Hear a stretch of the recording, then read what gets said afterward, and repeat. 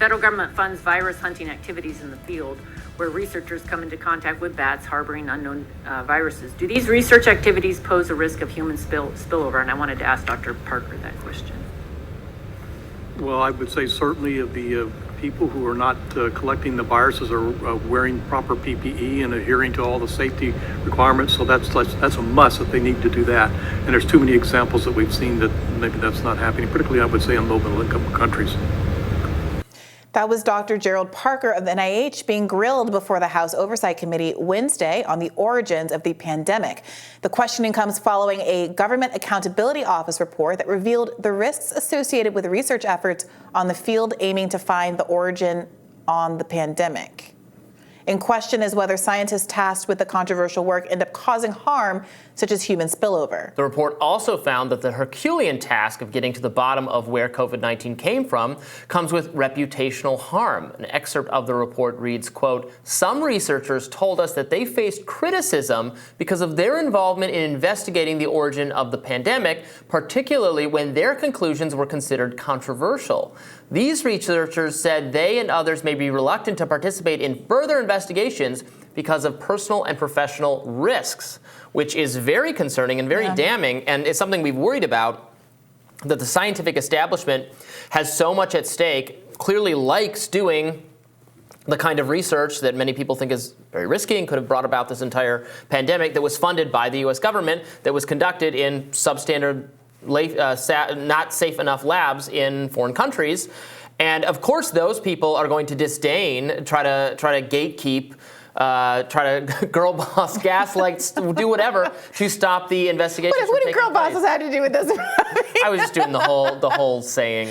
Yeah, look, it obviously has been a problem. The fact that to even talk about lab leak theory, let's say a year ago, before, like back in 2021, basically got you written off as a kook. And it's part of why people like Jeffrey Sachs, who are more credible establishment figures getting into this. He's leading the lab leak origin investigation over at Lancet, again, a reputable, established scientific magazine. The fact that he's been so open about talking about this and really pushing the investigation to finding the truth here, it lends so much credibility, and it's important precisely because people who have been trying to ask questions about this for so long have taken such a personal hit to their reputation, et cetera. So people who have a little bit more reputational protection being willing to get into the fray, and reporters who have that protection reporting on it has meant a lot, and even getting any hearing on these issues at all. Yeah, we talked about earlier this week, new reporting, again, from the government. This was in my radar. From the government,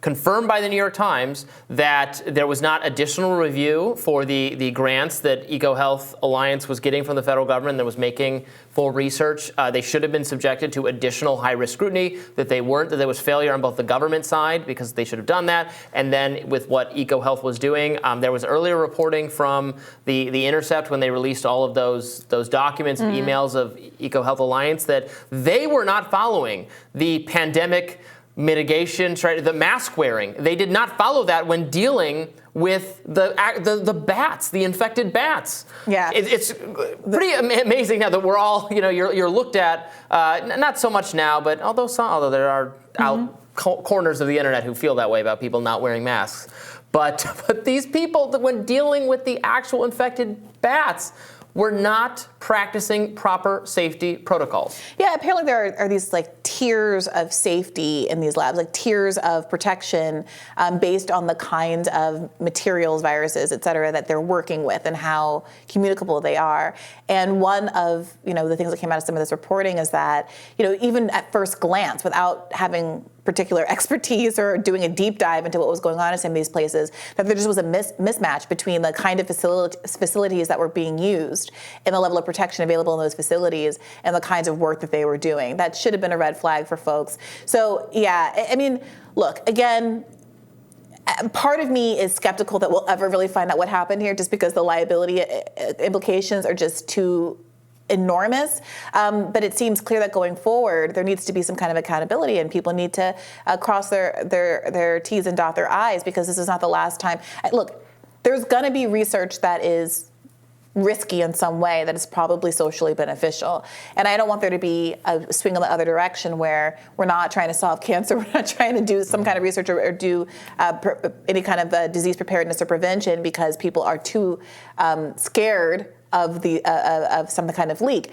There are methods that are proven to prevent these kinds of accidents from happening, and I think we need to know more about why those things weren't in place despite ample opportunity to have corrections and warnings being promulgated. They weren't even, This comes from a book a journalist wrote who went along with the scientists to the caves where they collected the bats, and he said that nobody was wearing masks. Nobody was wearing hazmat suits. No one was wearing any sort of protective equipment. The people going into the caves to collect the samples for lab study were not wearing any protective equipment. It's unbelievable. Yeah, that's wild. That's why. Do we know who was being sent in there? I mean, because there are these patterns that we see where this is kind of like a workplace protection issue also. Are there different tiers of employees? Are they sending kind of locals into the cave to get the bats and not extending the same kind of protections that people in a lab setting would have? Not to mention the people in the lab setting themselves didn't have the right kind of protection. I mean, this is exactly the kind of thing that we need to know more about. I'm so glad these investigations and these hearings are finally happening because, again, science is not going to stop tomorrow. We need to fix this problem. This isn't something that can be buried or just halted altogether.